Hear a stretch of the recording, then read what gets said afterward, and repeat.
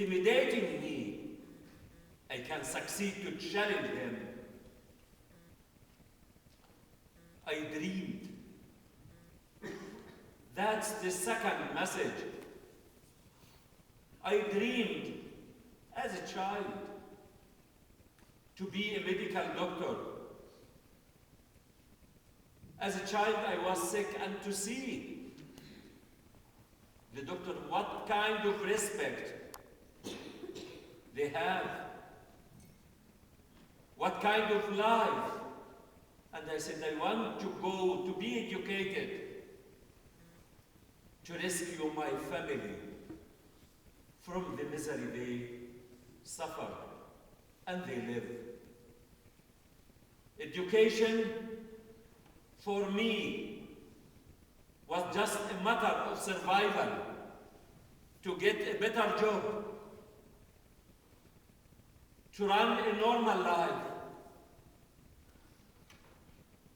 I worked hard. Dreams are close to reality. With goodwill, hard work, dreams can be fulfilled. Dream big. Encourage your children, your friends, your students to dream big. Nothing is impossible in this world.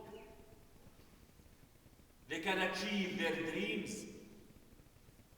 I dreamed and achieved my dream in a time I was fighting to survive. My parents were fighting to survive.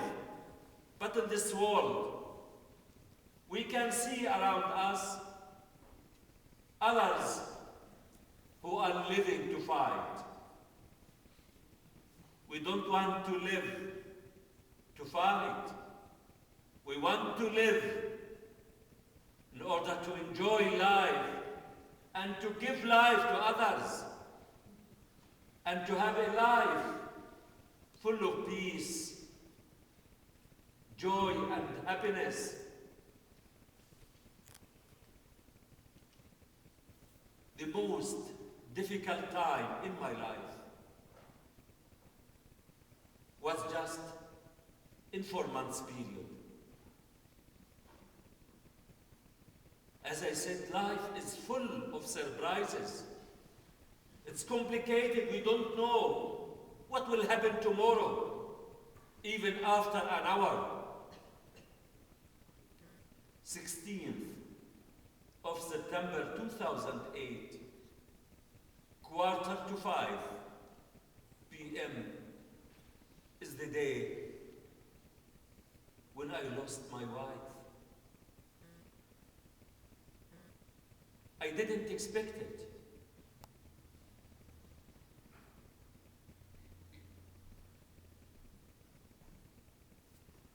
It was shocking for me. What can I do?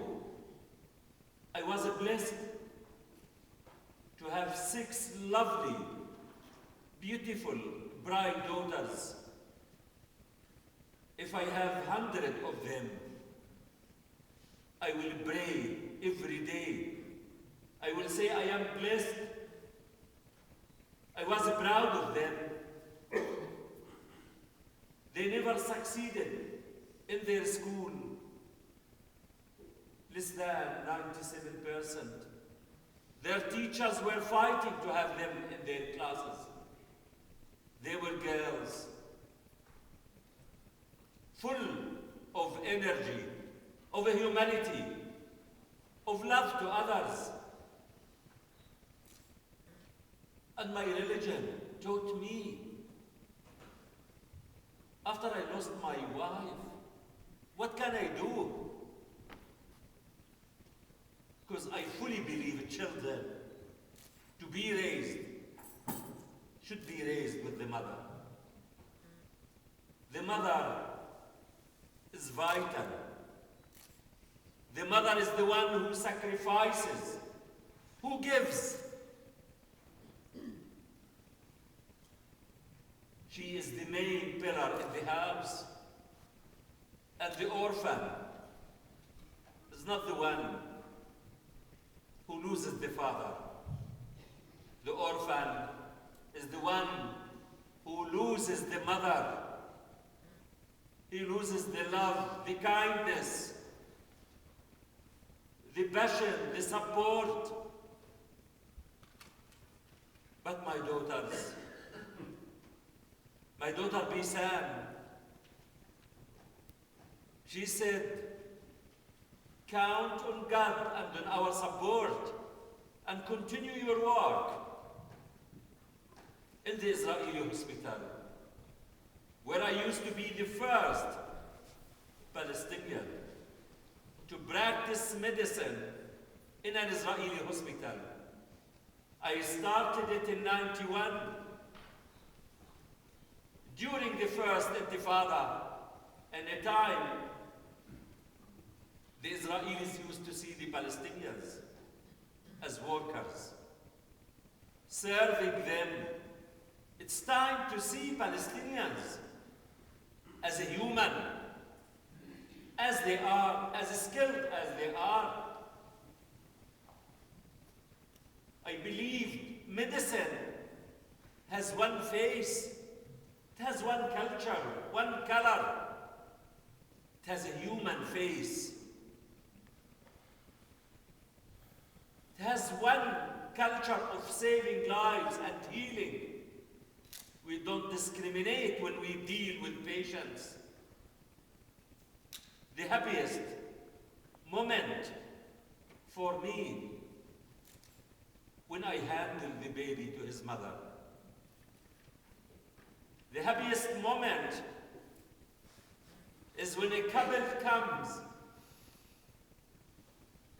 challenged to have a baby, and the wife to call to say pregnancy test is positive. That's the beauty of life. That's the happiness that we all lost. When you share, when you give. My daughter Bisan, after she lost her mother, she was in her final year, and a few months later to get her BA. As most of the students, they think the most difficult thing in life is exams. After she lost her mother, she told me, now I realized one thing. It's not the academic exams which are the most difficult in life. It's the life exams that we are tested. It's the loss. The easiest exams are the academic. And that's what we want to learn and to listen to our children. Not to underestimate them. We have to learn from them, to share with them. They are wise enough to teach us. And that's what we want to open our minds, our hearts, our eyes, our ears about our children, and to listen to them. I learned from my children. I thought it is the end of the world. But, as I said, life is full of surprises. The unexpected happened 16th of January 2009, 4:45 p.m. Just 4 months later is the day when the Israeli tank shell to hit my daughter's room, killing 3 daughters,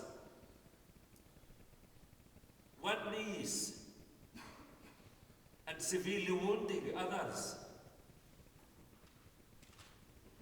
I didn't believe it. For nothing they did. And there was no reason to be killed. They were girls, armed with love, with education. They were soldiers for peace. Bisam, my oldest daughter at the age of 14, was the first Palestinian girl to send to peace camps. When my friends called me, there is a peace camp, and it's only for girls. I said, I found it. It's girls who believe in that action, who one day will be the mothers, who can make that peace. I said to her, I don't want anyone to see or experience what have I seen seconds after I left my daughter's room. Just a few seconds, the first hit came. I want to see, where is Bisam? Where is Mayar? Where is Aya? Where is Noor? At least, I want to see them, to see their faces. If I can hug them, they became parts. Drowning in their blood. Mayar, where is Mayar, the beautiful girl? I can't recognize her. She was decapitated.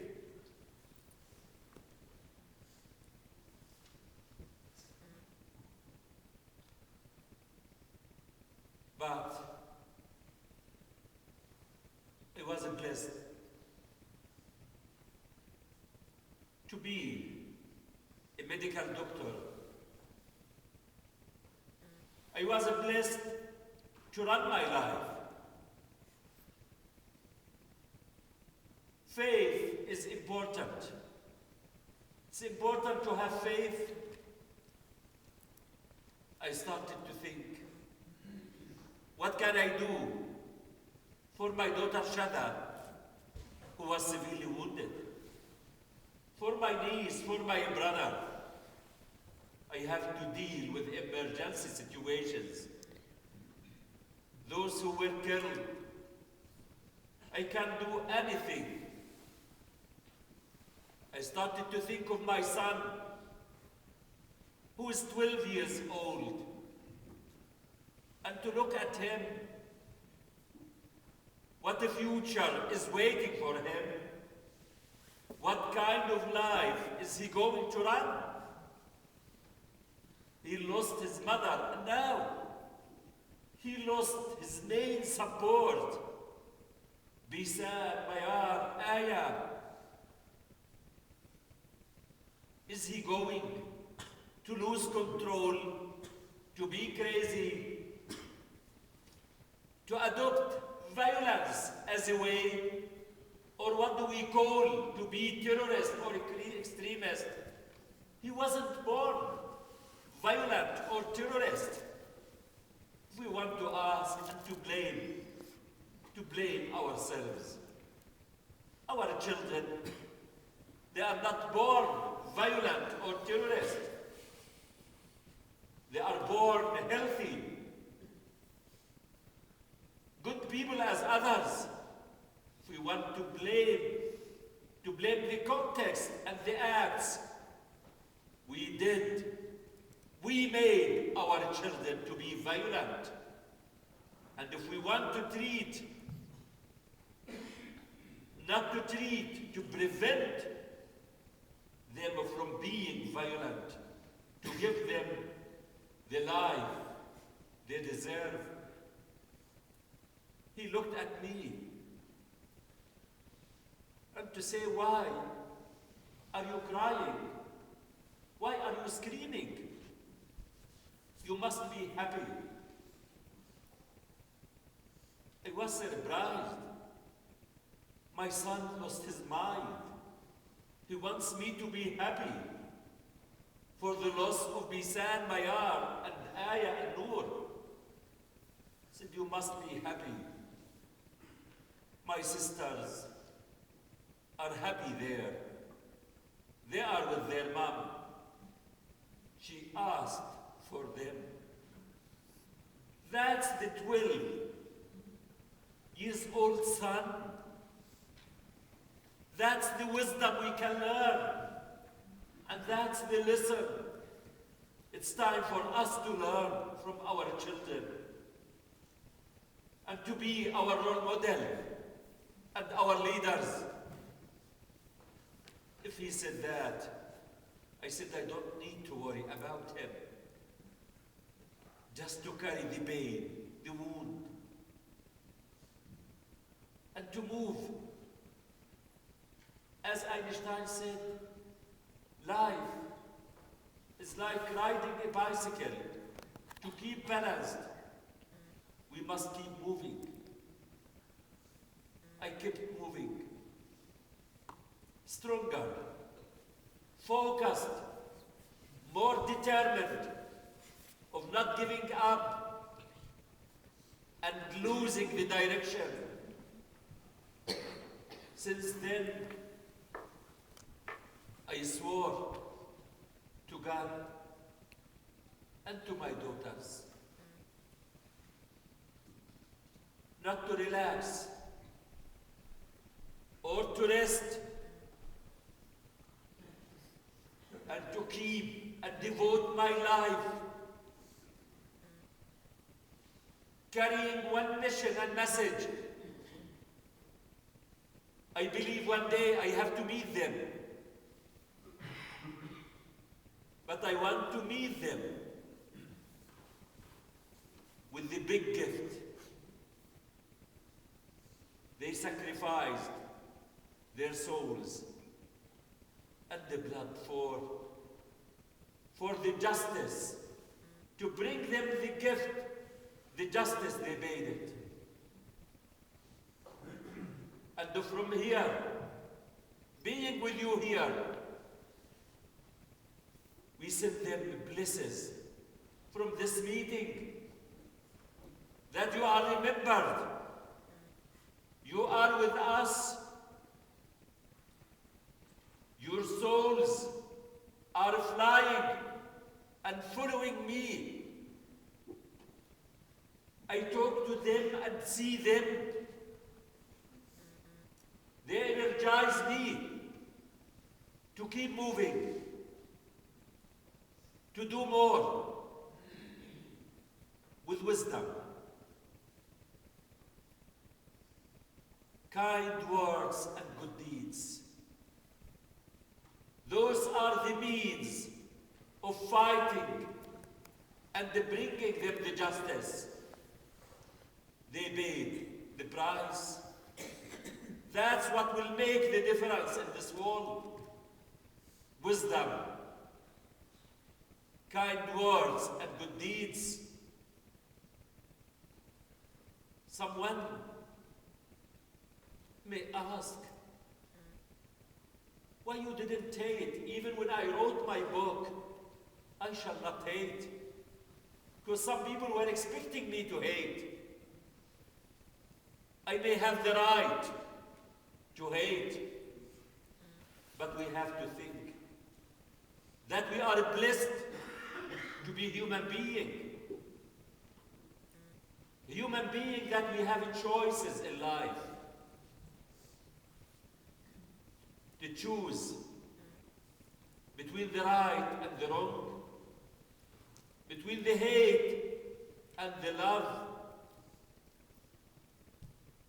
Am I going to use and to hate? I don't accept it.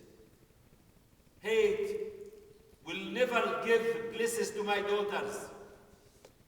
They will never accept it. Hate is going to destroy the one. Is going to destroy the hater, not the hated. It's a fire that burns the one who carries it. It's a poison that destroys the one from inside. And we must protect ourselves and not allow the hate to invade our souls. There are other means. I lost my daughters, and the one who killed them using the bullets, I am not going to react with the same bullet. Words are stronger than bullets. He tried, and I lost my daughters. I don't want to be a victim more than once. I have to survive and to stand up and to show him,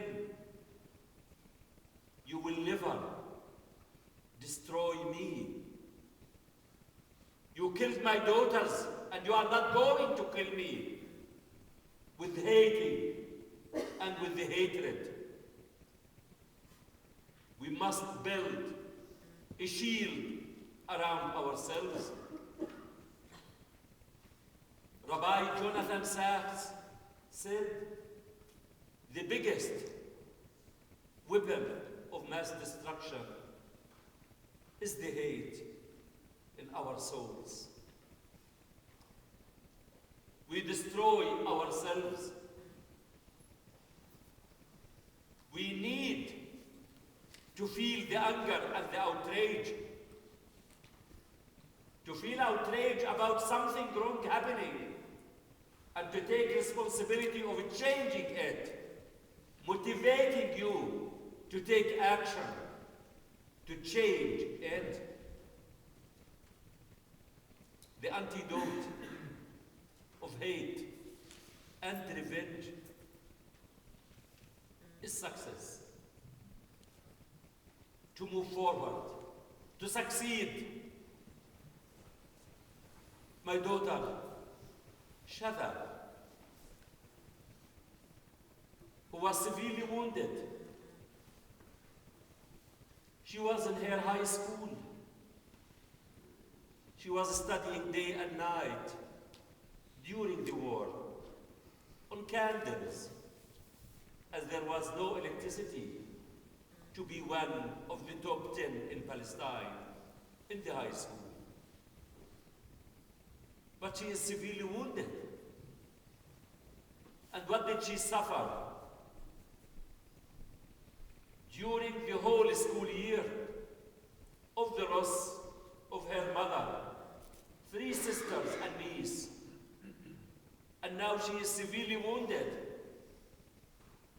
and lost the sight in one eye. And 2 malformed fingers.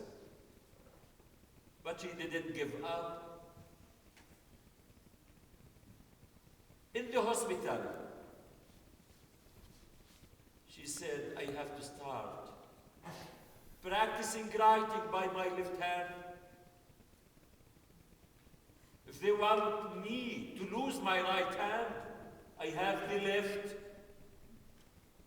I lost the sight in one eye, but I have the other. I shouldn't give up. she went back to study.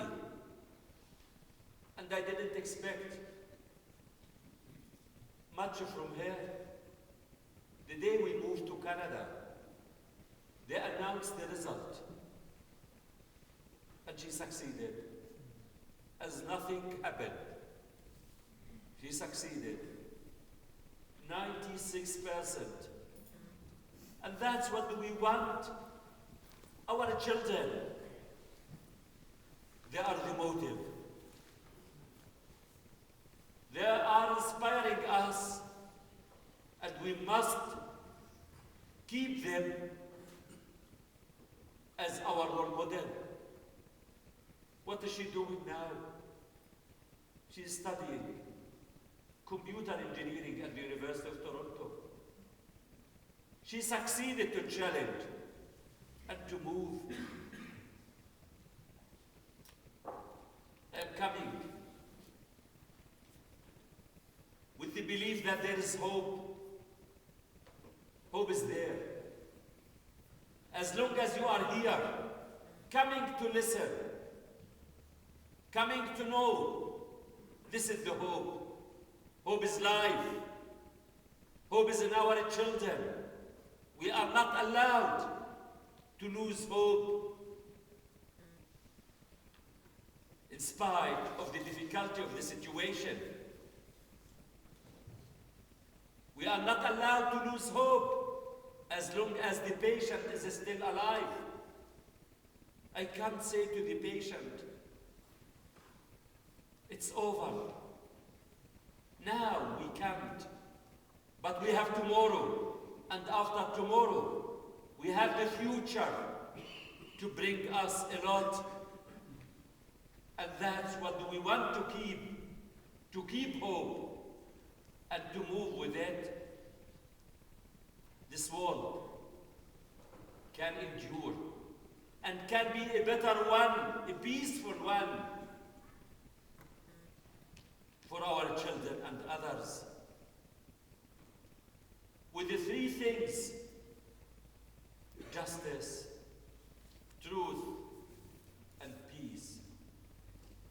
But I can say to you, it's two things: justice and the truth.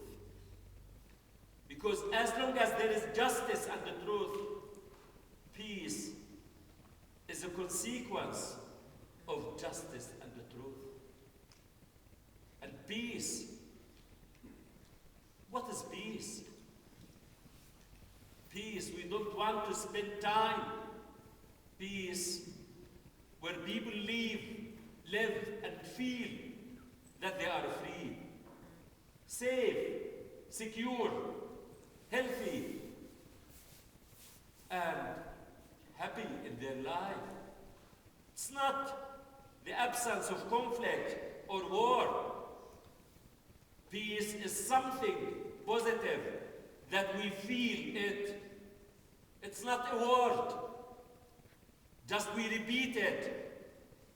Peace is something we enjoy it, we feel it, we touch it. That's the peace we lost. It's the peace of mind. The one who is sick, he will never have peace. And his family, his friends. Freedom is important. No one in this world wasn't born free. Freedom is free for every one of us. We must run a normal, a free life. No one should pay any price to get his freedom. Freedom is free for all. And to understand that my freedom is from yours, no one is free as long as others are not. That's the humanity. When we were created from Adam and Eve and became nations and the tribes, for what? To know each other. Not to fight and to kill and to occupy and oppress, intimidate. And knowing is to know the core and to connect to the heart. It's not just to know the name and the face, to feel connected, to show respect, passion to yourself, and to appreciate and to value the human life in this world. We are blessed to be human. We are the most respectful creature by God. We are created and inherited this universe for the good, to use it for the good, and to be connected with it, not to destroy the land on which we live. We are here to construct and build, not to destroy and kill. We have to understand that the most holy thing in the universe is a human being and the freedom. It's not democracy, it's a freedom. Then we come to this political democracy or political freedom just about the vote and the election. It's the freedom of choice, freedom of life. Saving one, you save the world. Killing one, you kill the world. In a time, human beings, they have names, they have faces, they have hopes. We must not discriminate between one and the other. In Gaza, during that craziness, Gazans became numbers, as if they have no names, no faces. 100, 200, 1,000. It's shame to look at a human being as figures or statistics. They are a human being, and we must feel the anger about that. I used to travel most of my time and to count on my wife. But as I said, no one knows what will happen tomorrow. If I know that will happen, I will never leave my house. And that's the message to take with you. Don't say tomorrow. If you can do something today, do it today. Spend as much as you can of your time with the people you love. Hug them, kiss them, share with them. We don't know if tomorrow is coming or not. It's time to do that and enjoy. It's a matter of action, this world. Actions resonate more than words. And for the young and the old, just to start to spread the message of a humanity. It's not my book. It's everyone's book. It's not about the Palestinian-Israeli conflict. It's a human message. What world do we want for ourselves and our children? It's a matter of action. And any one of us can change and can do something. Don't underestimate yourself. Don't reject yourself. Start with it. Others will follow you. Whatever the size of your action. Give a smile. Shake hands. Do something. Speak to others. I can tell you the story of the young girl who believed in action, who was sitting on the shore when a heavy tide threw hundreds of starfish. What did she do? She started to think of saving lives, to throw one by one into water. When a man came and asked, "What are you doing?" She said, "I am saving lives." He was surprised and told her, "There are hundreds. It's not going to make any difference." But she was confident. She believed in herself, and to teach him a lesson on evidence-based practice, to throw another starfish and to say to him, it made a difference to that one. That's the action we want to do. Do something. Don't wait for others. In my life, I am in debt to my mother, my wife, and my daughters. My father, he has a role, but my mother is the engine. Without my mother's support, my wife's and the children's sacrifice, I will never be here. I will never achieve. What did I achieve? I learned that nothing is impossible in life. Everything in life I planned, I succeeded to achieve. With hard work, with determination. It takes time, but at the end, I reach there. The only impossible thing in life I believe in is to return my daughters back. Anything in life, I can say to you, believe in yourself. You can do it. You can reach there. When I went to Harvard, as it is impossible for a Palestinian refugee, why not? I am not missing any part. I am equal as others. And that each of us can go there. Just believe in yourself.